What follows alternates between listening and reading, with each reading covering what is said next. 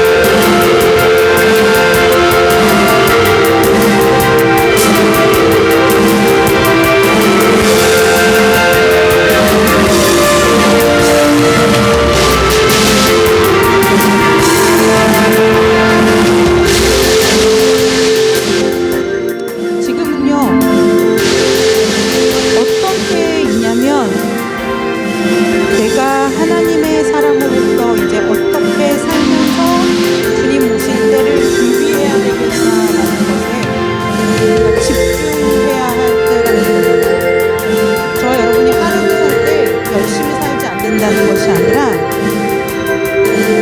열심히 살지 않는다는 것이 아니라 우리가 일상을 살 때 내가 오늘 하나님과의 삶에 있어서 하나님께 고민하는 삶의 고민이 있어요.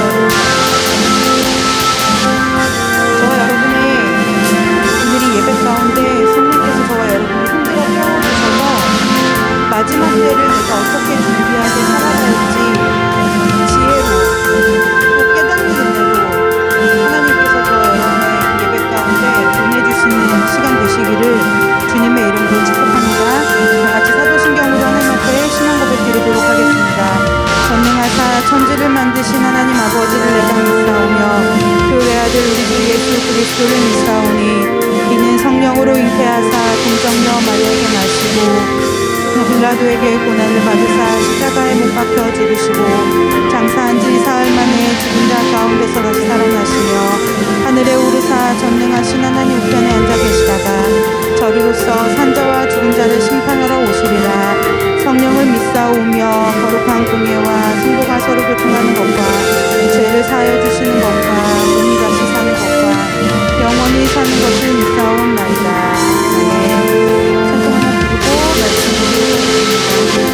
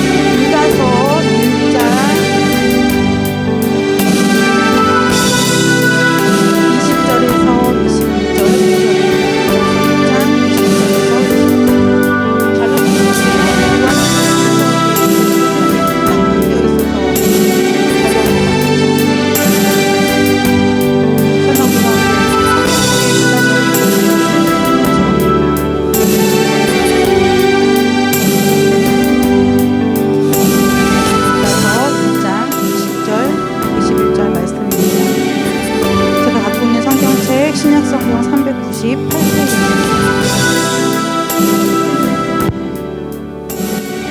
요한계시록 1장, 유다서 1장 20절, 21절 구절 말씀 다 찾으셨으면 우리 한 목소리로 합독해서 봉독하도록 하겠습니다. 사랑하는 자들아, 너희는 너희의 지극히 거룩한 믿음 위에 자신을 세우며 성령으로 기도하며 하나님의 사랑 안에서 자신을 지키며 영생에 이르도록 우리 주 예수 그리스도의 긍휼을 기다리라. 아멘. 기도하겠습니다. 하나님, 참 복잡하고 해야 할 것도 많고 생각할 것도 많고 혼란스러운 이 세대를 살아가는 저희에게 아주 분명하고 아주 확실하고 변함없는 약속의 말씀을 허락하시니 감사합니다. 하나님 아버지, 우리의 삶이 좌로나 우로나 흔들리거나 갈 바를 알지 못하고 헤매이는 인생이 아니라 주님 말씀 단단히 붙들고 주님 바라보며 주님을 향하여 달려가는 걸음 될 수 있도록 그리스도의 좋은 군사로 주님의 거룩한 신부로 세움받는 귀한 은혜가 오늘 이 시간 말씀 가운데 있도록 주님 축복하여 주시기를 간절히 원하오며 거룩하고 존귀하신 예수 그리스도의 이름으로 감사하며 기도드리옵나이다. 아멘. 유다서는 1장밖에 되어 있지 않죠. 편지 서신이에요. 유다서는 사도 요한이 썼다는 사람도 있고 예수님의 동생 유다가 썼다는 그런 말도 있어요. 이 말을 하는 것은 지금 1장 저와 여러분이 함께 본 1장 20절과 21절 말씀은 이 유다서를 기록한 저자가 이제 믿음의 사람들에게 이제 권면하는 내용이에요. 그럼 권면을 한다는 것은 앞에 그 사건이 있다는 얘기죠. 이때의 시대적인 배경을 좀 살펴보면 여기에 이제 영지주의라는 그 이단이라고 이제 우리가 지금으로 보면 이단이라고 얘기할 수 있는, 여러분이 많이 들어보셨던 영지주의라는 그 이단이 교회에 가만히 들어와서 교회를 혼란시키고 복음을 변질시키고 사람들을 헷갈리게 하고 교회를 무너뜨리고 이런 역사들이 일어날 때여서 그 사람들을 교회 안에 있는 사람들, 교회에 이제 있는 자들에게 너희들 믿음을 더욱더 견고히 해라. 너희가 원래 믿던 것을 잘 붙잡아라. 그 사람들은 거짓 교사고 그 사람들은 그렇게 돼서 하나님 앞에 받을 심판이 있다. 그러니까 너희는 끝까지 너희의 믿음을, 너희가 받은 복음을 잘 지키고 주님 다시 오실 때까지 믿음을 잘 지켜라라는 권면의 내용이 담겨져 있는 이 서신이 유다서 전체의 내용입니다. 그러면 유다서 1장의 유다서의 전반적으로 흐르는 이 영지주의라는 그것이 비록 영지주의라는 그 이단에 대해서만 지금 배척을 하느냐, 이걸 지금 저와 여러분이 살아가는 이 시대에 비추어 본다면 우리가 아까 예배 서두에 말씀드린 것처럼 복음이 아닌 것에 집중되어 있는 것들이 너무나 많이 있다는 거예요. 사는 게 바빠요. 바쁠 수밖에 없어요. 왜냐하면 해야 할 일이 많죠. 해야 할 일이 많아요. 해야 할 일이 많기 때문에 바빠요. 그런데 우리의 정체성은 뭐냐면 세상에서 살아가는 한 사람의 인간이기도 하지만 그 이전에 태초에서부터 하나님께서 우리를 작정하고 하나님의 자녀 삼으신 하나님의 자녀로 이 세상 가운데 파송받은 하나님의 사람들이라는 것이 우리의 1차적이고 본래적인 삶의 목적이라는 거예요. 그래서 소유리 문답이라든지 웨스트민스터 신앙고백을 보면은 우리가 사는 삶의 목적은, 그리고 이사야서 43장 21절 말씀에 보면 내가 이 백성은 무엇이요? 나를 위하여 지었다 그랬어요. 그러니까 우리 존재의 이유는 물론 우리가 이 땅에서 그리스도인으로서의 정체성을 가지고 성실하게 살고 하나님과 사람 앞에 덕을 끼치며 사는 그 사람의 모습과 방향도 중요하지만 우리의 근본적인 목적은 뭐냐면 하나님께서 우리를 만드시고 지으시고 이 땅에 보내신 가장 근본적인 목적은 누구를 위해서라는 거예요? 하나님 자신을 위해서 우리를 지으시고 만드셨다는 거예요.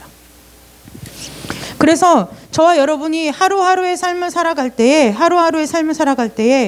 내가 오늘 하루 믿는 사람으로서 하나님의 자녀로서 어떠한 삶을 살아야 되겠다라는 믿음의 결단과 그 결단을 지켜내기 위한 삶에서의 씨름과 그런 것들이 있는 삶을 살아내는 것, 그것이 하나님 앞에 영광을 돌리는 삶이라는 거예요. 여러분, 저와 여러분의 삶 가운데 이제 누가 뭐라 하지 않아도 이거는 부인할 수 없는 사실이 되겠죠. 부인할 수 없는 사실이 무엇일까요? 정말 이제 날이 더 가면 갈수록 세상은 악해져 가고, 날이 더 지나가면 지나갈수록 세상은 점점 더 살기 어렵게 되고, 날이 더 갈수록 어둠은 짙어질 거고요. 달이 더 갈수록 이제 교회는 세상에서 서기가 어렵게 되겠죠. 날이 더 갈수록 무엇이 분명하냐면 주님 오실 날이 가까워 오미 우리의 삶 가운데 분명하다는 거예요. 그럼 정말 주님이 공중에서 이렇게 구름 타고 오시는 그날을 말하는 것이냐? 그날뿐만이 아니라 저와 여러분이 어차피 하루를 살면 살수록 주님 앞으로 자꾸 가까이 가는 거. 천국 가는 날이 자꾸 가까이 가는 거예요. 자꾸 가까이 가는 거예요. 그래서 우리는 무엇이 중요하냐, 어떤 삶을 살아가야 되는 게 중요하냐, 기도하세요, 말씀 보세요, 묵상하세요, 이런 것을 얘기하는 것이 아니에요. 세상을 향하여, 하나님을 향하여 오늘 함께 본 유다서 1장 20절 21절의 말씀처럼 뭐라고요? 너희는 너희의 지극히 거룩한 믿음 위에 자신을 세우며 성령으로 기도하며 하나님의 사랑 안에서 자신을 지키며 영생에 이르도록 우리 주 예수 그리스도의 긍휼을 기다리라. 이 삶의 태도를 가지고 저와 여러분이 삶을 살아내야 된다는 거예요. 여러분의 삶이 날마다 여러분 안에 있는 그 지극히 거룩한 믿음 위에 여러분 스스로를 세우며 성령으로 기도하며 하나님의 사랑 안에서 여러분 스스로를 지켜내며 영생에 이르도록 하나님의 긍휼하심과 자비하심을 날마다 기다리는 심정으로 사는 그리스도의 거룩한 신부로 서는 은혜가 있으시기를 주님의 이름으로 축복합니다. 저희 교회가 바쁘지 않은 이유가 딱 한 가지예요. 뭐냐면 이거 하라고 바쁘지 않은 거예요. 이게 1차 목표이기 때문에 이게 기본이자 전부이기 때문에 그래요. 그리스도인들이 분주해요. 교회 안에서 일이 너무 많아요. 행사가 많아요. 하지 말라는 것이 아니에요. 하지 말라는 것이 아니라 우리가 그런 모든 삶을 살아낼 때에 여러분이 하나님과 여러분만의 그 은밀한 시간, 하나님과 여러분만 교제하는 그 시간에 여러분들의 믿음이 정말 그 거룩한 믿음과 하나님의 그 십자가의 복음 위에 내가 세워서 있는지, 내가 성령으로 기도하고 있는지, 내가 하나님의 사랑 안에서 하나님의 그 자비하심과 긍휼하심을 기다리며 내 스스로를 믿음 가운데 세우고 지켜내기를 힘쓰고 있는지, 이것을 우리가 늘 스스로에게 묻고 점검하며 여러분들의 하루하루의 삶을 세워나가라는 것이 오늘 유다서 1장 말씀의 권면이라는 거예요. 바빠요. 할 시간이 없어요. 우리가 수요 예배 때 봤죠. 핑계한다 그랬잖아요. 육에 속한 사람은 하나님의 일을 받지 않는다 그랬잖아요. 받지 않는다 그랬잖아요. 저와 여러분의 삶에 있어서 하나님 앞에 결단하고 여러분들의 하루 가운데 드려지는 시간이 있으시기를 주님의 이름으로 축복합니다. 대부분 그래서 교회가 사실은 새벽 기도를 하는 이유가 그거였어요. 하루의 첫 시간을 하나님 앞에 드리고 하나님 안에서 내 하루를 어떻게 보낼 것인지 하나님의 인도하심과 도우심을 구하고, 그리고 나서 세상으로 흩어져서 각자가 하나님께서 주신 삶을 살아내는 그것 때문에 새벽 기도를 시작하게 된, 한국에서는 새벽 기도를 시작하게 된 거죠. 새벽 기도하면서 복을 받았다 이런 얘기를 하는 것이 아니에요. 늘 그 초심을 잃어버리면, 본질을 잃어버리면 복음도 변질되기가 쉽다는 거예요. 여러분 자신을, 저와 여러분의 삶을, 저와 여러분 자신을 하나님의 믿음 위에 세워보는 은혜가 있으시기를 주님의 이름으로 축복합니다. 그게 결국 무엇일까요? 어떻게 하는 것일까요? 자꾸 말씀 보고 읽고 듣고 묵상하는 것을 가지고 하나님께서 성령의 조명하심을 따라 내 삶을 비추어 보는 거예요. 내가 지금 잘 가고 있나? 내가 맞게 가고 있나? 내가 하나님 앞에 더 힘써야 할 것은 무엇일까? 자꾸 그렇게 하는 거예요. 내 자신을 쳐서 계속 복종시키는 거예요. 이렇게 살지 않으면 살 수 없는 시간이 여러분들의 삶 가운데 분명히 임해요. 반드시 그날이 와요. 왜 그럴까요? 하나님 여러분들을 벌하고 책망하고 여러분들을 저주하시기 위해서가 아니라 하나님 없이는 살 수 없는 존재라는 것을 깨닫게 하시기 위해서, 그것 때문에 삶의 곤고함이 저와 여러분의 인생 가운데 찾아온다는 거예요. 여러분, 그 곤고한 날이 이르기 전에 전도서의 말씀과 같이 곤고한 날이 이르기 전에 창조주 하나님을 기억하는 은혜가 있으시기를 주님의 이름으로 축복합니다. 오늘 설교는 이게 다예요. 오늘은 이제 앞으로 한 달, 다음 주부터는 기도를 할 건데요. 오늘도 그래서 말씀을 길게 하지 않을 거예요. 여러분들이 삶에서 좀 결단할 일들이, 하나님 앞에 드려지는 시간들을 위해서 힘쓰시기를 주님의 이름으로 축복합니다.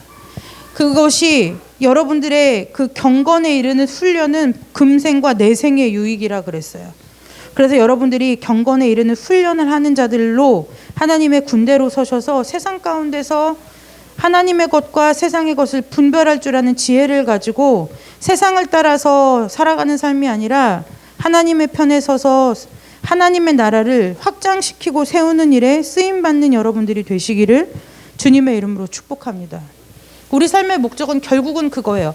다 각자의 직업이 다르고 사는 형편이 다르고 처지가 다르고 삶에 다가온 문제가 다르고 삶의 모습들이 다 다르지만 결국 우리 각자 다른 삶의 모습을 통해서 하나님이 하고 싶으신 것은 무엇이냐면 하나님 나라의 확장을 위한 거라는 거예요. 얼마 전 우크라이나에 계신 어떠한 선교사님 가정이 9명, 아이 7명, 그 다음에 선교사님 부부 2명, 그럼 9명이잖아요. 9명이 온 가족이 우크라이나에서 9식구가 100% 코로나에 전부 다 코로나에 걸렸대. 가까스로 치료를 좀 받으셨다고 이제 얘기를 하시더라고요. 지금 코로나 때문에 여러분들이 잘 모르셔서 그렇지 많은 선교사님들이 그냥 현지에서 치료 한번 받지 못하고 그냥 죽어나가요.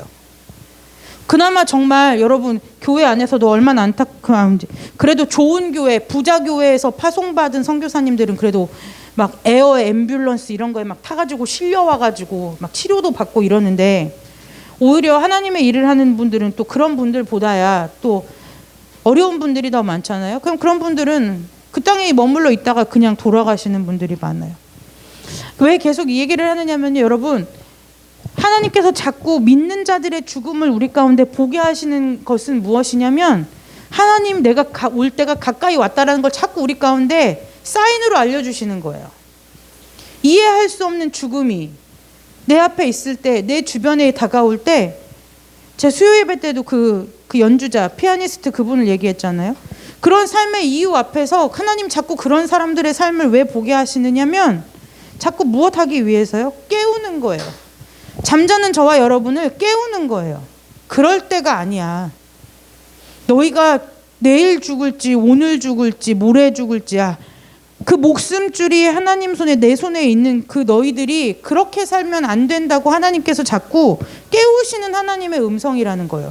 저 죽음이 나에게 오지 않았으면 당연히 저도 마찬가지죠. 그런 죽음이 저에게 제 주변에 있지 않기를 하나님 앞에 기도해요.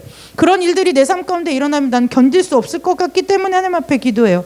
그런데요, 제가 오늘도 또 기도 제목으로 받았는데 이제 6개월짜리 아이가 아파요. 왜 아픈지도 몰라요. 아무것도 몰라요. 근데 몸이 머리부터 발끝까지 암세포로 가득 차 있대요. 가득 차 있대요. 그 6개월짜리 아이가 머리부터 발끝까지 암세포로 가득한 무슨 죄를 지었길래 그 아이가 나면서부터 뭘 그렇게 몸에 안 좋은 음식을 먹어서 암에 걸리겠느냐는 거예요. 그 아이가 하나님 앞에 죄를 지었으면은 얼마나 지었길래 그런 일들이 벌어지느냐는 거예요. 그러니까 여러분, 왜 그러한 일들이 세상 가운데 이해할 수 없는 일들이 얼마나 많이 있어요? 살려고 코로나 예방접종을 했더니 살기는커녕 자꾸 죽었다는 소리들이 들려요. 이해할 수 없는 일이잖아요. 자꾸 우리가 그걸 보면서 나도 저거 화이자 맞고 모더나 맞아서 나도 죽으면 어떻게 하지? 나도 저렇게 후유증 알면 어떻게 하지? 이 두려움에 떨으라고 하나님께서 세상의 소식을 우리 가운데 주시는 것이 아니라 그것을 보고 무엇하라고요? 하나님 앞에 무릎 꿇으라고요. 너희가 아무리 똑똑하고 너희가 아무리 지혜롭고 너희들의 의학이 아무리 발달해도 생명은 누구 손에 있다고요? 내 손에 있다고요. 내 손에 있다고요. 그래서 저는 그 공군 어떤 여자 중사가 자살해서 죽었잖아요. 보셨어요? 성도예요. 그게 그 죽음이라는 것이 믿는 사람에게는 일어나지 않고 믿지 않는 사람에게 일어나는 게 아니라는 거예요. 이완구 전 총리가 어제 죽었죠? 네? 한때 그분이 굉장히 전도 유망한 정치인이었잖아요. 근데 그분 그 빈소의 사진을 보셨어요? 저는 이렇게 유명인들 이렇게 죽으면 그 인터넷 뉴스 볼 때 빈소 사진의 위패부터 봐요. 확대해서 봐요. 믿는 자인가 아닌가. 그분도 집사인지 성도인지 알 수가 없어요. 그런데 십자가가 있더라고요.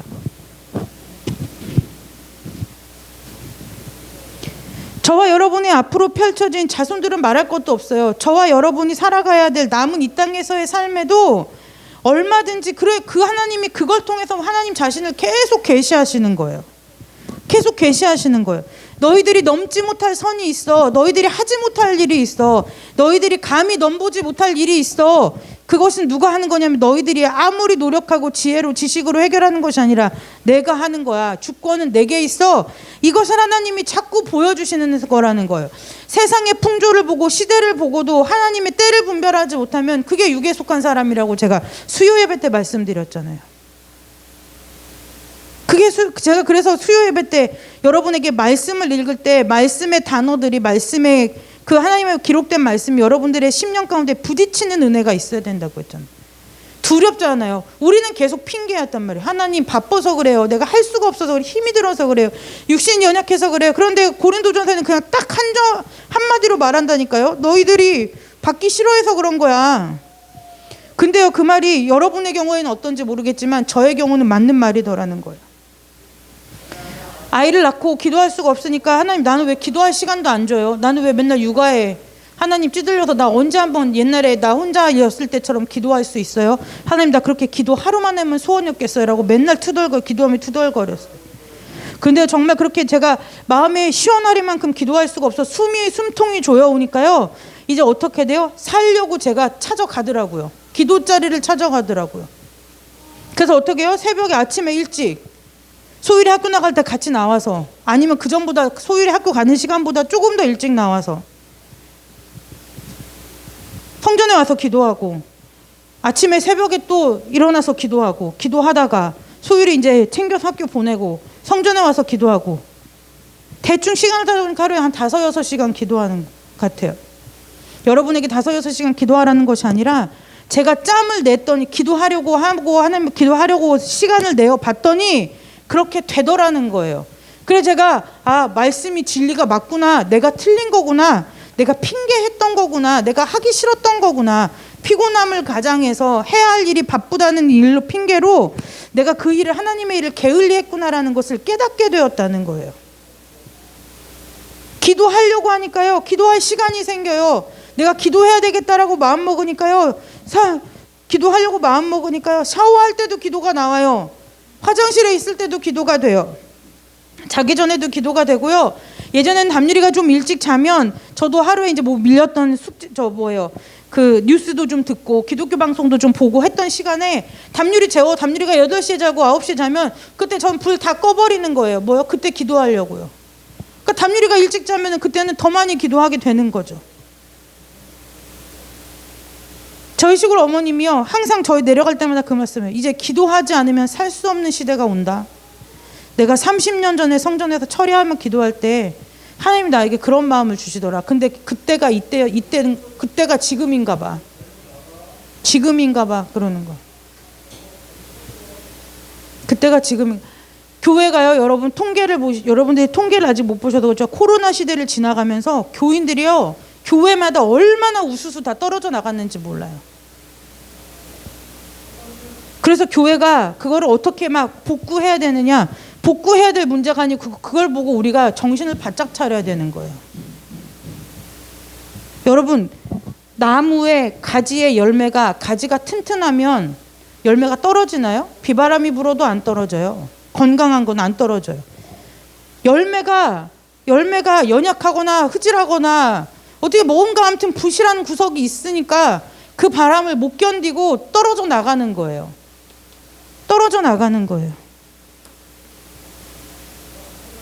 이제 여러분 세상 나가 살아보세요. 여러분들의 믿음을 시험하고 여러분들의 믿음을 떨어뜨리려고 하는 것이 사단이 그러는 게 아니라 그냥 세상이라는 것 자체가 그냥 나를 믿음으로 살지 못하게 사방으로 정신없이 흔들어대는 시대가 지금 벌써 이미 시작됐어요. 온라인 예배요? 말이 좋지요. 얼마나 좋아요. 내가 시간을 지킬 필요가 뭐가 있어요. 나 시간 날 때 켜놓고 예배하면 되는데요.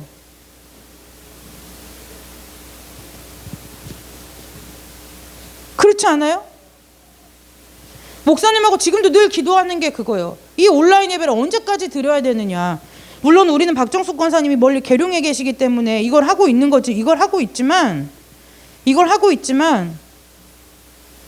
이게 온라인 예배는 예배냐 예배가 아니냐 지금 그 얘기를 하는 것이 아니라 우리의 마음을 보자는 거예요. 마음을 보자는 거예요.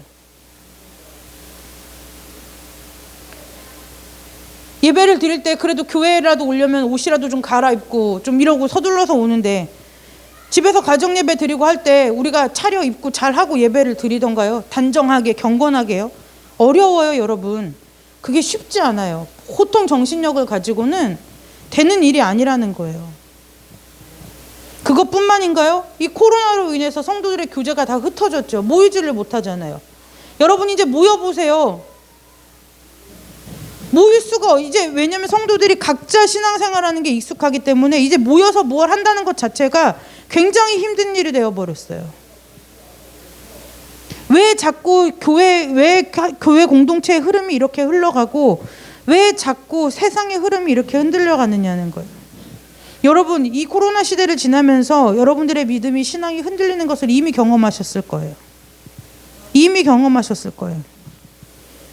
근데 여러분 지금 저와 여러분이 모여있는 이 공간이 교회가 아니라 늘 기억하셔야 할 것은 뭐냐면 여기 서 있는 앉아 계신 여러분 각자가 교회라는 거예요.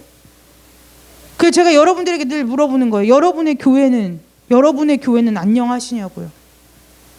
여러분의 교회는 복음 위에 든든히 세워졌느냐고요. 그래서 여러분의 교회는, 여러분이라는 그 교회는, 각자 여러분의 그 교회는 많은 사람들을 구원할 만한 구원의 방주의 역할을 든든히 하면서 지금 이 세파를 헤쳐나가고 있느냐고요. 파손한 배와 같은 교회가 아니냐는 거예요. 파손한 배와 같아서, 난파된 배와 같아서 이제 나조차도 어디로, 교회인 나조차도 어디로 떠내려갈지 모르고 어디로 흘러갈지도 모르면서 그냥 세상 풍파에, 세파에 그냥 흔들흔들 세상의 파도에 떠밀려가지고 세상의 파도가 또 밀어다 주는 대로 그냥 가고 있는 삶이 아니냐는 거예요. 여러분 기억하세요.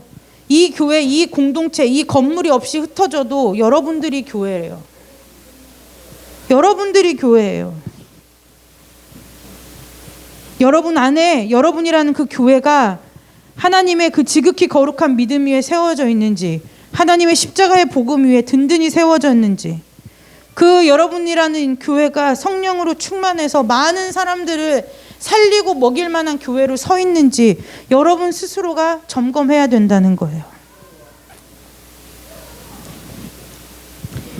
오늘 말씀을 마치려고 합니다. 여러분 힘쓰세요. 무엇을 위해 힘쓰시냐면요, 주를 위해 일하기를 힘쓰시지 말고 주님을 믿는 일에 힘쓰는 자들 되시기를 주님의 이름으로 축복합니다. 여러분들이 하나님의 교회로 거룩한 믿음과 십자가의 복음 위에 든든히 세워져서 어떠한 세파에도 여러분들이 흔들리지 않는, 오히려 여러분들이라는 여러분의 그 교회가, 여러분이라는 그 교회가 세상의 그 세파를 거슬러 올라가서 많은 사람들을 생명 가운데로 건져내는 역할을 충성되이 감당하는 하나님의 교회로 서는 은혜가 있도록 기도에 힘쓰시기를 주님의 이름으로 축복합니다. 여러분들은 교회예요. 기억하셔야 돼요. 여러분들은 하나님의 사람이에요. 기억하셔야 돼요. 여러분들은 누가 뭐라고 해도 여러분들의 삶의 이유와 목적은 하나님께서 여러분들을 교회로 세우셨다는 거예요. 그 사실을 기억하시고 하나님의 교회로 서셔서 많은 사람들을 그리스도께로 돌아오게 하는 일에 힘쓰는 자들 되시기를 주님의 이름으로 축복합니다. 하나님을 찾는 자들이 절에 안 가요. 하나님을 믿기로 작정한 사람들이요, 무당 찾아가고 점집 찾아가지 않아요. 교회가 교회인 것을 알면 하나님을 찾는 자들이 교회로 오죠. 여러분들이 교회로 세움받으면 여러분들을 통해서 하나님이 많은 사람들을 건져내시고 일하시기 시작할 거라는 거예요.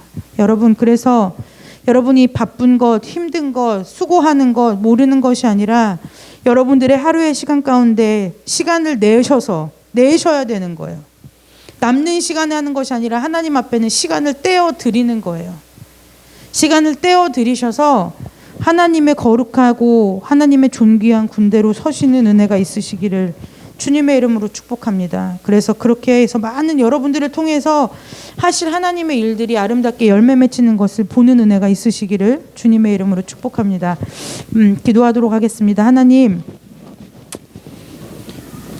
참 험한 세상 가운데, 풍파많은 세상 가운데 살면서 늘 연약한 믿음으로 하나님의 보호하심을 받기를 원하는 그 연약한 믿음에서 자라서 거룩하고 순결한 하나님의 믿음 위에, 십자가의 복음 위에 우리 자신을 드리는 삶을 삶으로 이 마지막 때에 하나님의 교회로서 세움받는 자들이 될 수 있도록 주님 축복하여 주시기를 간절히 원합니다. 그래서 마지막 때에 나 혼자 내 영혼 하나 구원받는 것에 급급한 삶이 아니라 많은 사람들을, 많은 영혼들을 하나님께로 인도하는 삶으로 저희들의 삶을 인도하여 주시기를 간절히 원하오며 거룩하고 존귀하신 예수님의 이름으로 기도드리옵나이다. 아멘. 우리 찬송 부르고 기도하도록 하겠습니다.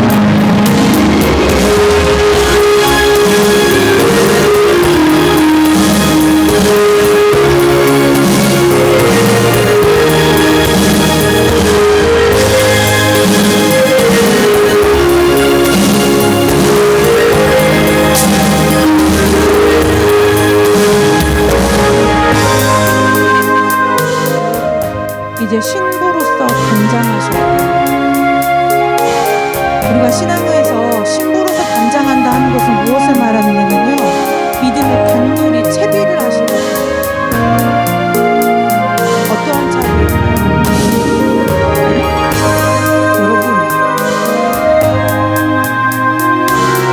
여러분이 주님을 구주로 영접한 이후로 여러분들의 삶에 수많은 일들이 일어났어요.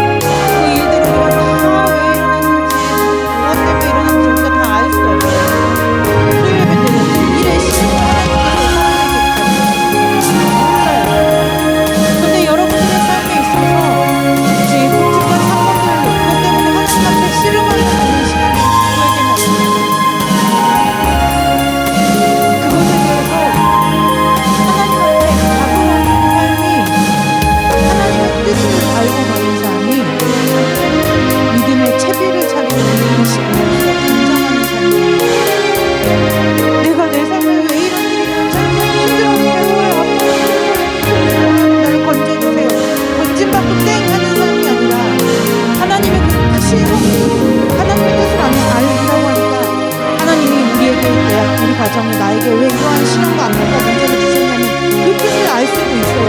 그러나 그것만이 뜻을 아는 것이 아니라 적어도 내가 그 이유를 다 알 수 없고 적어도 내가 그 뜻을 다 알 수 없어도 그래, 뭔가 하나님께서 내가 알지 못하는 하나님이 하실 만큼 내 삶 가운데 계획이 있으셨겠지, 나도 모르는 하나님의 뜻이 있으시겠지, 그러니 하나님께서 나를 지금 이 길로 인도하시겠지, 그렇게 인도하셨었겠지, 그 일을 만나게 하셨겠지, 그 문제 앞에 나를 놓으셨겠지라고 하나님을 향해서 내 속에서부터 인정되어지는 그 믿음, 순종의 믿음, 그 믿음이 우리 가운데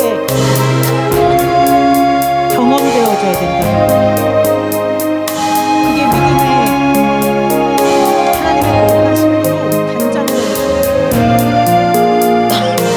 우리 한무전 교사가 소원님이었는데 마찬가지예요. 여러분이 꾸려오신 그 가정에, 여러분의 자녀들이 꾸려나갈 앞으로 그 믿음의 가정들이, 여러분 믿는 사람끼리 결혼했다고 해서 믿음의 가정이 아니에요. 착각하지 말아요. 그 부부가 정말 내 가정의 주인을 예수 그리스도로 모시고 삶의 모든 일을 하나님 주인 되신 하나님 앞에 아뢰고 상의하면서 그렇게 함께 하나님을 바라보면서 하나님을 순종하면서 서로가 서로를 위로하고 격려하면서 걸어가는 것, 그것이 믿음의 가정이지 믿는 사람끼리 결혼했다고 그런 게 믿음의 단순이라는 거예요. 여러분들이 지금까지 여기 이제 결혼하신 분도 계시고 아직 우리 청년들도 있는데, 우리 청년들은 하나님 앞에 하나님 나를 통해서 세우신 가정의 모습을 하나님 앞에 봐도 그게 비전. 하나님 세상에 수많은 가정이 있는데 하나님 우리 가정을 통해서 하나님 어떤 거, 어떻게 나를 통해서 어떤 가정을 꾸리기를 원하세요? 답이 정해져 있는 교회에서 배워서 아는 거 말고요. 여러분 각자 하나님께서 준비하고 보내는 또 여러분의 배우자를 모두 하나님께서 저 하나님의 준비하고 거룩한 자녀를 붙여주신 건데, 그 하나님의 만남을 통해서 하나님께서 이 땅 가운데 어떠한 사명을 주시고 소명을 주셔서 그것들을 이루는 하나님의 소원을 이루는 가정을 세워가는 것인지 기도하셔야 된다. 자녀들을 위해서 기도해주셔야 된다. 여러분들 이제는 둘 다 이제 두 분 다 점점 이제 나이가 들어가고 내가 이제 이미 여기까지 지금까지 살아왔는데 이제 그게 와서 무슨 소용인가? 아니요. 하나님 앞에 서면 그것도 하나님 앞에서 계산되어야 할 여러분들의 삶의 기도의 제목이에요. 내가 너와 너의 신랑을, 내가 너와 너의 부인을 짝지어서 하나님 앞에 내가 나의 이름으로 짝지어서 가정으로 세웠는데 네가 그 가정을 통해서 무엇하다 왔니라는 그 하나님의 물음 앞에 대답해야 할 순간이 분명히 여러분들의 삶의 시간 앞에 남겨져 있는 거예요. 그게 신부로서 단장하는 삶이에요. 내가 지금까지 살아온 삶의 시간 동안에 여러분들에게 남아있는 삶의 열매가 있어야 된다는 거예요. 자녀를 믿음으로 불러내는 것이 열매겠죠. 여러분들이 이해할 수 없는 상황 가운데 놓여있는데 하나님이 그리 아니하실지라도, 하나님께서 나에게 그 하나님의 깊은 뜻을 다 알려주시지 않을지라도 내가 그 하나님을 온전히 신뢰할 수 있는 믿음을 주시기를, 믿음을 주시면 감사하며 갈 수 있는 것,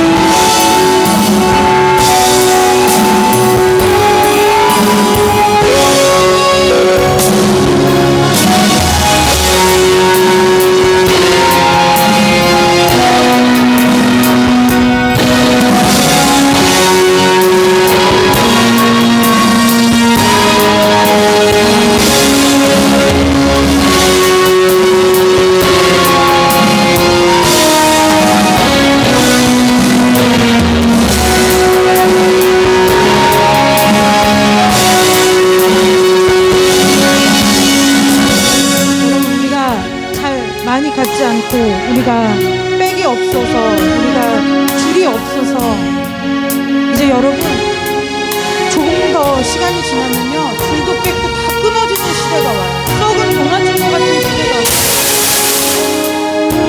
엊그제 보니까요 여기 뉴스를 보니까 이제 패션 모델 연예인들도 모델로 안 쓰는 거예요. 왜냐면 사생활 문제 때문에 자기들의 브랜드 이미지가 떨어지니까 AI를 잘 대체한다는 거예요. 여러분 우리가 그렇게 동아줄이라고 말을 살면서 신경질이라고 부끄러웠던 그 모든 것들이 정말 여러분 썩은 동아줄과 같은 날이 우리 자녀들의 삶에 분명히 와요. 그래도 여러분들은 땀을 흘리고 수고하며 그래도 가정을 기양하고 하는데요 어려움 없으시죠? 이미 아시죠?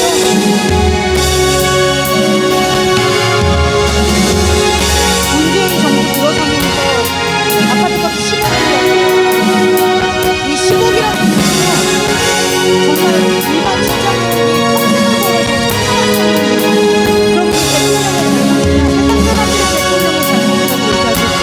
그러나 여러분 하나님께서 세대를 이렇게 세상의 끝으로 몰고 가실 때는요 어느 지혜로운 지도자가 나오고 어느